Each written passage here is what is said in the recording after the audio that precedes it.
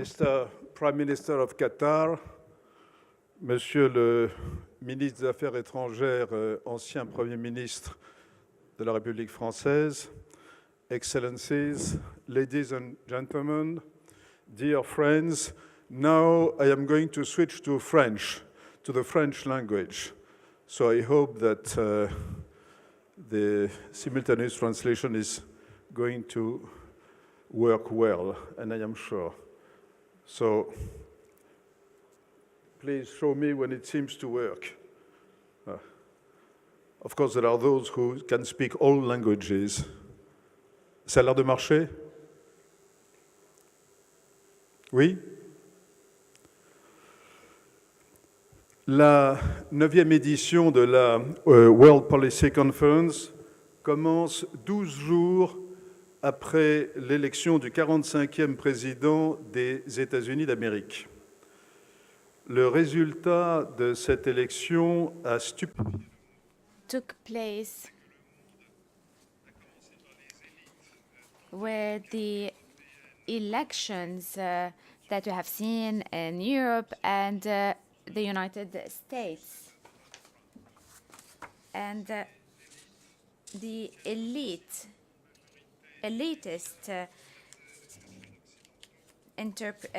presidential elections were not able to know what are these challenges that were coming into play in the United States.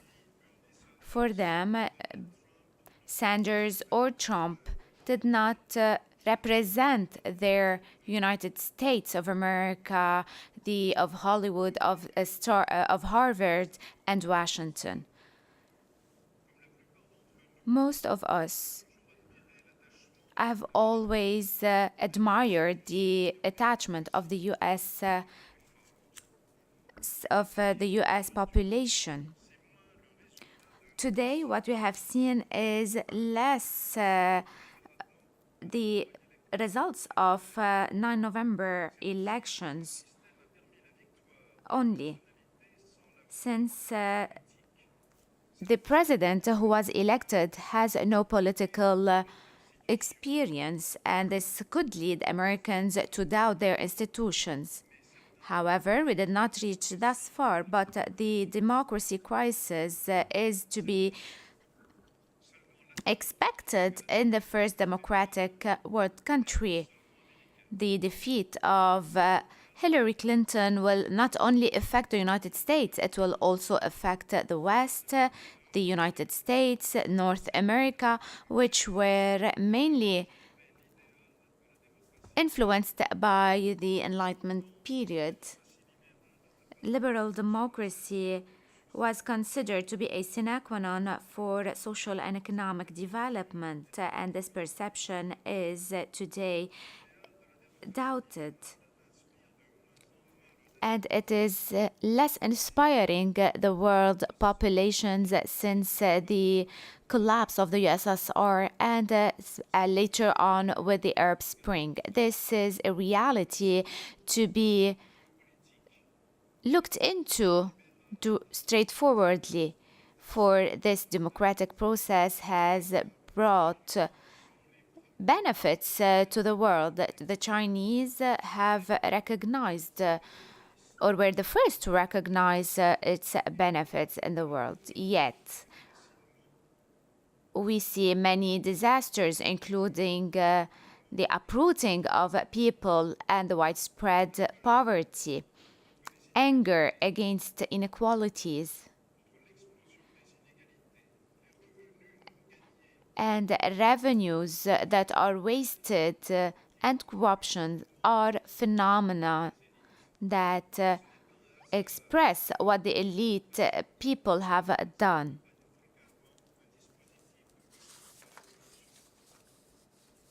And this has led the international community to fight corruption. We in the West are in no position nowadays to give lessons to the rest of the world, even if we have the right, yet the duty to defend our values and to address our mistakes. The risk is serious, and populist movement had led to nationalism and the rejection of others and the return of political and economic fragmentation in the world. This is the story of the 21st century, and it should warn us against the devastating effects of such a process. It is therefore important to reject protectionism.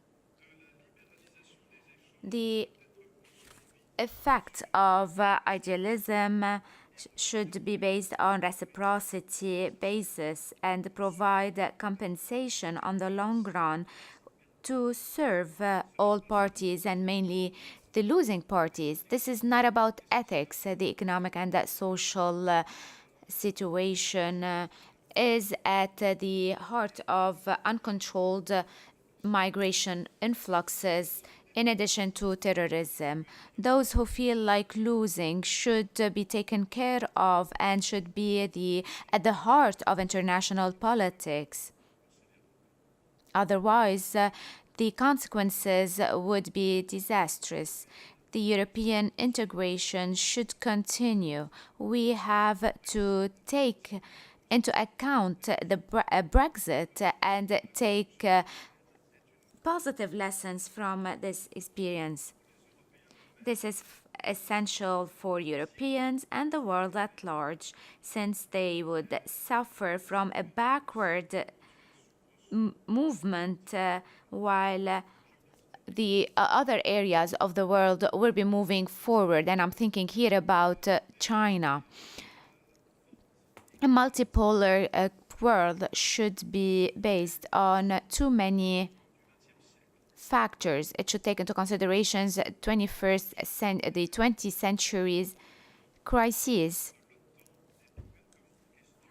The future of the NATO is also at stake. During the presidential campaign in the United States, Donald Trump considered the NATO to be an obsolete organization. However, since 1991, after the collapse of the USSR, the survival of the North Atlantic region has the fear of it disappearing was on the table.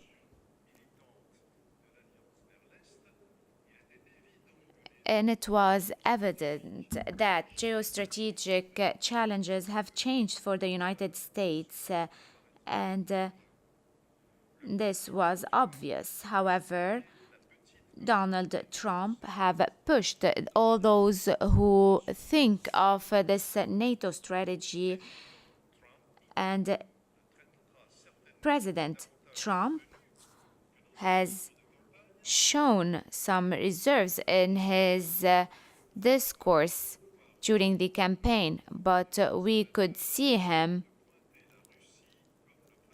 considering or naming Russia as a main stakeholder in this world. This could lead to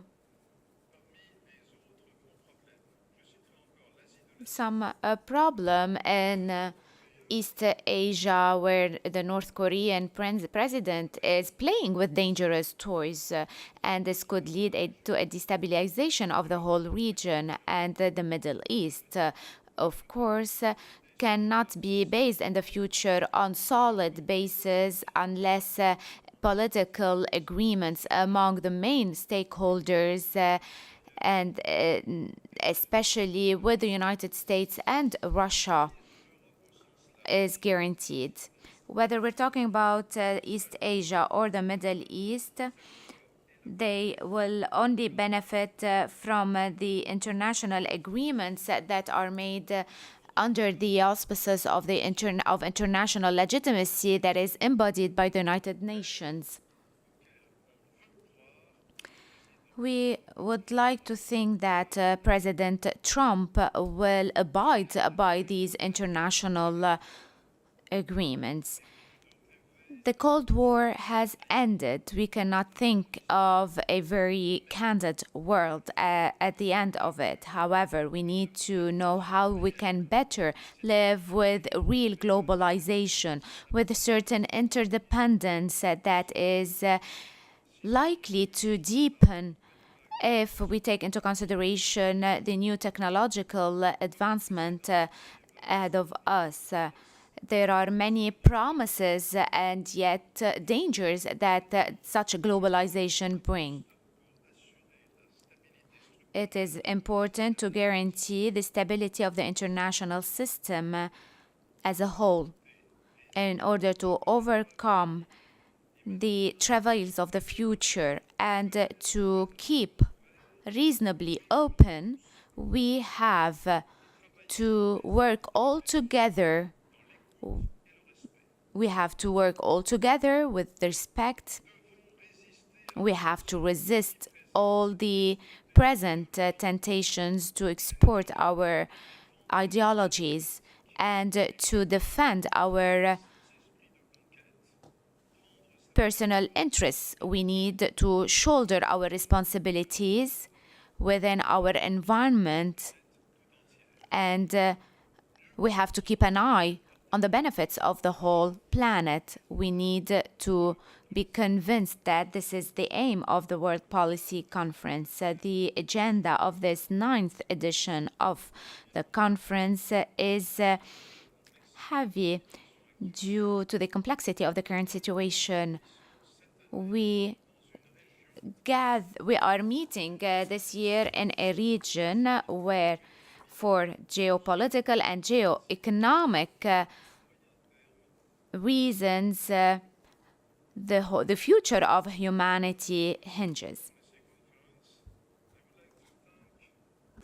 The State of Qatar for having expressed its interest in our work by being our partner for this event. I would like to place this event, with the agreement of all of you under the sign of hope. And now it is my great honor and pleasure to leave the floor to His Excellency, the Prime Minister of Qatar. Thank you very much.